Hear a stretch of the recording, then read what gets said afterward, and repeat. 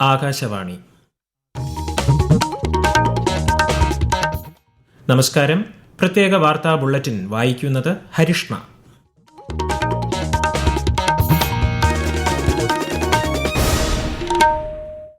പ്രധാന വാർത്തകൾ. ഉപരാഷ്ട്രപതി CP രാധാകൃഷ്ണന്റെ തമിഴ്നാട് സന്ദർശനത്തിന് നാളെ തുടക്കം. മറ്റന്നാൾ തിരുപ്പൂരിൽ തൈപ്പൊങ്കൽ ആഘോഷങ്ങളിൽ പങ്കെടുക്കും. ഭീകരവാദ വിരുദ്ധ പ്രവർത്തനങ്ങൾക്കായുള്ള 16ാമത് ആസിയാൻ പ്രതിരോധ മന്ത്രിമാരുടെ യോഗം നാളെ ന്യൂഡൽഹിയിൽ ആരംഭിക്കും. സംസ്ഥാന സ്കൂൾ കലോത്സവത്തിന് നാളെ തൃശൂരിൽ തിരിതെളിയും. മുഖ്യമന്ത്രി പിണറായി വിജയൻ മേള ഉദ്ഘാടനം ചെയ്യും. മകരവിളക്ക് മഹോത്സവത്തിനായുള്ള അവസാനവട്ട തയ്യാറെടുപ്പിൽ ശബരിമല സന്നിധാനം. സുരക്ഷ കർശനം. വാർത്തകൾ വിശദമായി. ഉപരാഷ്ട്രപതി CP രാധാകൃഷ്ണൻ നാളെയും മറ്റന്നാളും തമിഴ്നാട് സന്ദർശിക്കും. മറ്റന്നാൾ തിരുപ്പൂരിൽ ജനങ്ങളോടൊപ്പം ഉപരാഷ്ട്രപതി തൈപ്പൊങ്കൽ ആഘോഷിക്കും. പിന്നീട് കോയമ്പത്തൂരിൽ പുതുതായി സ്ഥാപിതമായ KMCH institute of neuro sciences OPD ബ്ലോക്കും KMCH medical college post graduate ഇൻസ്റ്റിറ്റ്യൂട്ടും ഉപരാഷ്ട്രപതി ഉദ്ഘാടനം ചെയ്യും. ബയോടെക്നോളജി രംഗത്ത് ഇന്ത്യ അഭൂതപൂർവമായ വളർച്ച കൈവരിച്ചതായി കേന്ദ്ര ആഭ്യന്തരമന്ത്രി അമിത്ഷാ. 2030 രാജ്യത്തിന്റെ ജൈവ സമ്പദ് വ്യവസ്ഥ $300 ബില്യൺ ഉയരുമെന്ന് അദ്ദേഹം പറഞ്ഞു. ഗാന്ധിനഗറിൽ ഗുജറാത്ത് ബയോടെക്നോളജി ഗവേഷണ കേന്ദ്രത്തിന്റെ BSL-4 ബയോ കണ്ടെയ്ൻമെന്റ് ഫെസിലിറ്റിയുടെ ഉദ്ഘാടനം നിർവഹിക്കുകയായിരുന്നു ശ്രീ അമിത്ഷാ. സ്ഥാനാർത്ഥികളുടെ മരണത്തെ തുടർന്ന് തിരഞ്ഞെടുപ്പ് മാറ്റിവെച്ച 3 തദ്ദേശ വാർഡുകളിൽ 2 UDF-നും 1 LDF-നും ജയം. തിരുവനന്തപുരം കോർപ്പറേഷനിലെ വിഴിഞ്ഞത്ത് UDF-ന്റെ KH സുധീർ ഖാനാണ് ജയം. മലപ്പുറം മൂത്തേടം ഗ്രാമപഞ്ചായത്തിലെ പായിമ്പാടം വാർഡിൽ 222 വോട്ടിന്റെ ഭൂരിപക്ഷത്തിൽ UDF സ്ഥാനാർത്ഥി കൊരമ്പയിൽ സുബൈദ വിജയിച്ചു. എറണാകുളം പാമ്പാക്കുട ഗ്രാമപഞ്ചായത്തിലെ ഓണക്കൂറിൽ LDF സ്ഥാനാർത്ഥി CB രാജീവ് 221 വോട്ടുകൾക്കാണ് വിജയം നേടിയത്. തദ്ദേശ തെരഞ്ഞെടുപ്പിന്റെ കണക്കുകൾ ജനുവരി 12-നകം സമർപ്പിക്കാത്ത സ്ഥാനാർത്ഥികൾക്ക് സംസ്ഥാന തെരഞ്ഞെടുപ്പ് കമ്മീഷൻ കാരണം കാണിക്കൽ നോട്ടീസ് നൽകും. കൃത്യമായ കാരണങ്ങളില്ലാത്ത സ്ഥാനാർത്ഥികളെ അയോഗ്യരാക്കുമെന്നും അവർക്ക് അടുത്ത 5 വർഷത്തേക്ക് തിരഞ്ഞെടുപ്പുകളിൽ മത്സരിക്കാനാകില്ലെന്നും സംസ്ഥാന തെരഞ്ഞെടുപ്പ് കമ്മീഷണർ A. ഷാജഹാൻ ആകാശവാണിയോട് പറഞ്ഞു. കൂടുതൽ വിവരങ്ങളുമായി ആകാശവാണി ലേഖകൻ സ്മിതി M. പള്ളുരുത്തി. കണക്ക് സമർപ്പിക്കാത്തവർക്കും ഇതിനകം കണക്ക് സമർപ്പിച്ചതിൽ അപാകതകൾ കണ്ടെത്തിയവർക്കും കമ്മീഷൻ സെക്രട്ടറി നോട്ടീസ് നൽകും. ഇവയിൽ മതിയായ വിശദീകരണം ഇല്ലെങ്കിലാകും അവരെ അയോഗ്യരാക്കുകയെന്ന് സംസ്ഥാന തെരഞ്ഞെടുപ്പ് കമ്മീഷണർ A. ഷാജഹാൻ ആകാശവാണിയോട് പറഞ്ഞു. തദ്ദേശ തെരഞ്ഞെടുപ്പിൽ മത്സരിച്ച 75,627 സ്ഥാനാർത്ഥികളിൽ 56,173 പേർ ഓൺലൈനായി കണക്ക് സമർപ്പിച്ചിട്ടുണ്ട്. തദ്ദേശ സ്ഥാപന സെക്രട്ടറിമാർക്ക് നേരിട്ട് കണക്ക് സമർപ്പിച്ചവരുടെ എണ്ണം ഉൾപ്പെടാത്ത കണക്കാണ് ഇത്. ഭീകരവാദ വിരുദ്ധ പ്രവർത്തനങ്ങൾക്കായുള്ള 16ാമത് ASEAN defence ministers meeting plus expert working group യോഗത്തിന് നാളെ ന്യൂഡൽഹിയിൽ തുടക്കമാകും. ഇന്ത്യയും മലേഷ്യയും സംയുക്തമായി അധ്യക്ഷത വഹിക്കുന്ന ഈ യോഗം 3 ദിവസം നീണ്ടുനിൽക്കും. അംഗരാജ്യങ്ങൾക്കിടയിൽ പ്രതിരോധ മേഖലയിലുള്ള പ്രായോഗിക സഹകരണം മെച്ചപ്പെടുത്തുകയാണ് യോഗത്തിന്റെ ലക്ഷ്യം. പൊതുസ്ഥലങ്ങളിൽ തെരുവ് നായ്ക്കൾക്ക് ഭക്ഷണം നൽകുന്ന വ്യക്തികളെയും സംഘടനകളെയും ചോദ്യം ചെയ്ത് സുപ്രീം കോടതി. അനുകമ്പ മൃഗങ്ങൾക്ക് മാത്രമായി പരിമിതപ്പെടുത്തിയിട്ടുണ്ടോ എന്നും തെരുവ് നായ ആക്രമണത്തിൽ ഒരു കുട്ടി കൊല്ലപ്പെട്ടാൽ അതിനാരാണ് ഉത്തരവാദിയെന്നും സുപ്രീം കോടതി ചോദിച്ചു. അജൈവ മാലിന്യ ശേഖരണത്തിൽ റെക്കോർഡ് വർധനയുമായി പാലക്കാട് ജില്ല. 8,426 ടൺ അജൈവ മാലിന്യമാണ് കഴിഞ്ഞ വർഷം ജില്ലയിൽ നിന്ന് നീക്കം ചെയ്തത്. 58 ഗ്രാമപഞ്ചായത്തുകളിൽ നിന്നും 3 നഗരസഭകളിൽ നിന്നുമാണ് ഇത്രയും മാലിന്യങ്ങൾ നീക്കം ചെയ്തത്. ആകാശവാണി പ്രതിനിധി ഫൈസൽ അലിമുത്ത് തയ്യാറാക്കിയ റിപ്പോർട്ട്.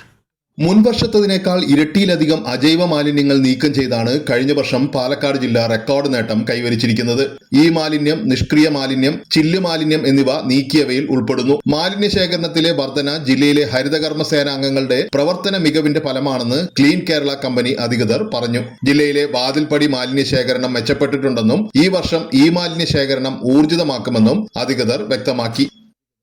മകരവിളക്ക് മഹോത്സവത്തിനായുള്ള അവസാനവട്ട തയ്യാറെടുപ്പിൽ ശബരിമല സന്നിധാനം. പർണശാലകൾ ഒരുക്കി 10,000-കണക്കിന് ഭക്തരാണ് പാണ്ടിത്താവളത്തിലും പുല്ലുമേട്ടിലും ഉൾപ്പെടെ തമ്പടിച്ചിരിക്കുന്നത്. മകരവിളക്കിനോടനുബന്ധിച്ച് ശബരിമലയിൽ സുരക്ഷ കർശനമാക്കി. തിരുവാഭരണ ഘോഷയാത്ര നാളെ സന്നിധാനത്തെത്തിച്ചേരും.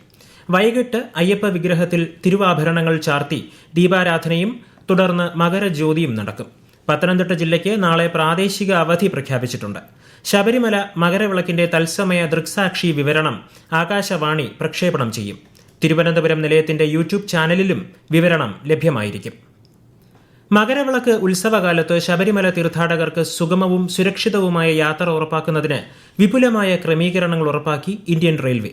യാത്രക്കാരുടെ തിരക്കൊഴിവാക്കാൻ Kollam Kakinada town express, Thiruvananthapuram central, Cherlapalli express special train എന്നീ അധിക ട്രെയിൻ സർവീസുകൾ റെയിൽവേ പ്രഖ്യാപിച്ചു.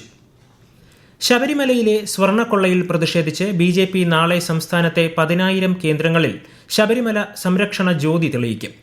BJP ഓഫീസുകളിലും പൊതുസ്ഥലങ്ങളിലും വൈകിട്ട് 6 മണിക്ക് നടക്കുന്ന പരിപാടിയിൽ ലക്ഷക്കണക്കിന് പ്രവർത്തകർ അണിചേരുമെന്ന് പാർട്ടി നേതൃത്വം അറിയിച്ചു. ഈ വാർത്തകൾ ആകാശവാണിയിൽ നിന്ന്.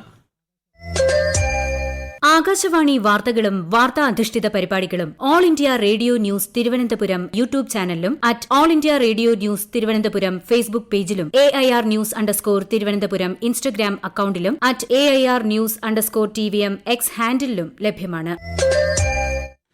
സംസ്ഥാനത്ത് സമഗ്ര വോട്ടർ പട്ടിക പരിഷ്കരണത്തിന്റെ ഭാഗമായി നോട്ടീസ് ലഭിച്ചവർക്ക് രേഖകൾ അപ്ലോഡ് ചെയ്യാൻ ഓൺലൈൻ സംവിധാനമൊരുങ്ങി.